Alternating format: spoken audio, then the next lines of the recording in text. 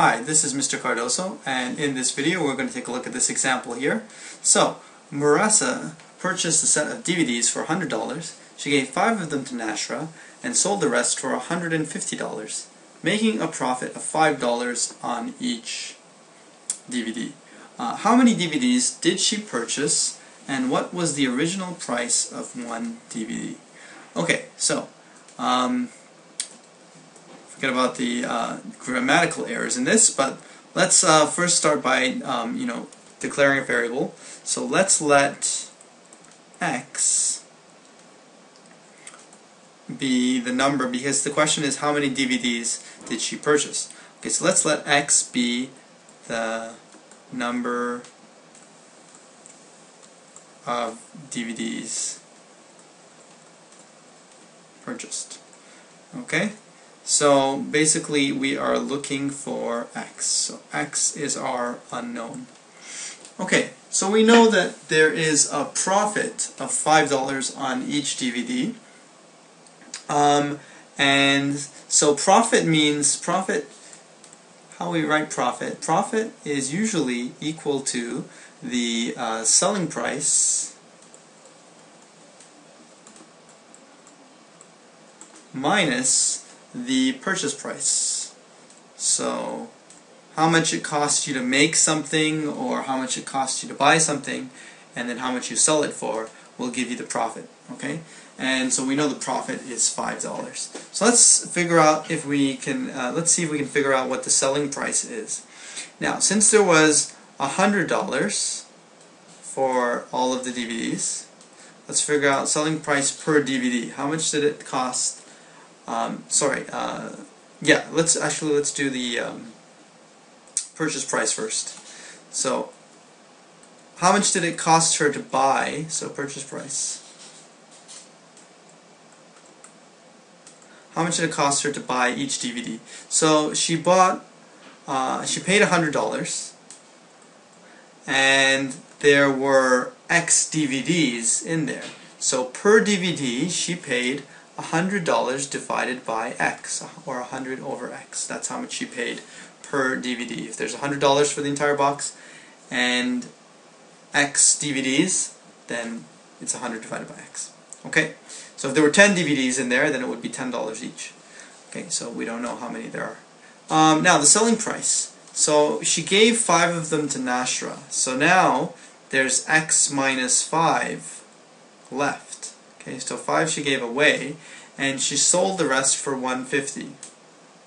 So this is the selling price per DVD, because she sold all of them for $150, but there are less now than before. In fact, there are 5 less than before, since she gave 5 of them to Nashra. Okay, so, and we also know that the profit is equal to $5, as was given in the question. Okay, so we can plug this in. So we get 5 equals selling price, which is $150 over X minus 5, so minus 100 over X, and if we solve this equation, we will have our answer. Okay, so let's solve this by first getting a common denominator. So we get 5 equal to, and our lowest common denominator will be equal to X times X minus 5. Okay, that's going to be our lowest common denominator, simply multiplying the two. Okay, so here you can see we don't have the X part of this common denominator, so we're going to have to multiply the top by X. So we end up getting 150X. And here we don't have the X minus 5 part of the denominator, so we're going to have to multiply the top by X minus 5. And then that's all over our LCD, X minus 5. Okay, now we need to cross multiply, so we end up with 5x minus 5 equals 150x minus, and let's try and start simplifying this, 100x plus 500. If I distribute this minus 100 here, and this is what we get. Okay, so let's distribute the left side. We get 5x squared minus 25x equals, now these are both x terms, so we're going to get 50x plus 500. Okay, let's bring everything over to the left side. So we get 5x squared. Okay, and this is minus 25 minus 50, so we're going to get minus 75x, and then minus 500 equals 0. So let's see if we can factor this at all. If we, obviously we can take out a 5, and since we can get rid of that 5 or divide both sides by 5, since this is an equation, so I don't even have to write it outside. I can just get rid of it completely. So I get x squared. Ooh, that doesn't look like a very nice x. Let's fix that up a bit. So we get x squared minus 75 divided by 5, which is 15x, minus 100 equals 0. Okay, so now we can factor this.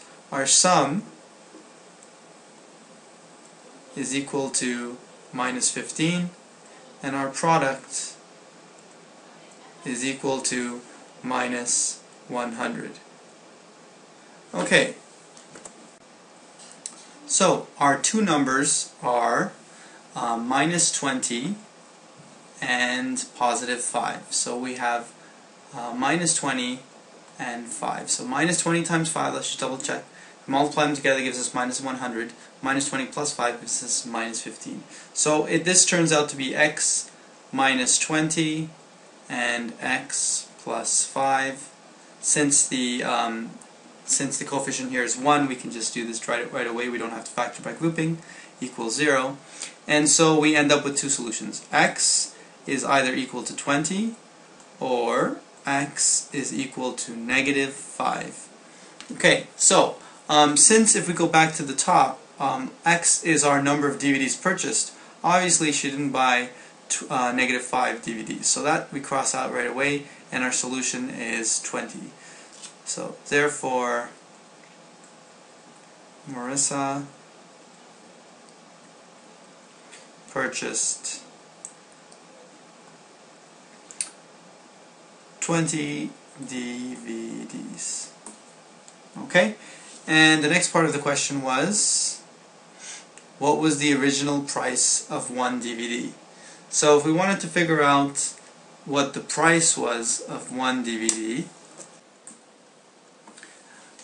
we have to look at the original purchase price. So if we go back up and we look at the original purchase price, you see that it is 100 over x. And we know what x is now. X is 20. So 100 over x is the original purchase price. So the original purchase price is simply $5, since x is 20. I'll say purchase price is $5, since this is 100 over 20, which equals 5. Okay, hope you enjoyed that example. That answers everything. There are 20 DVDs originally, and each one originally cost $5.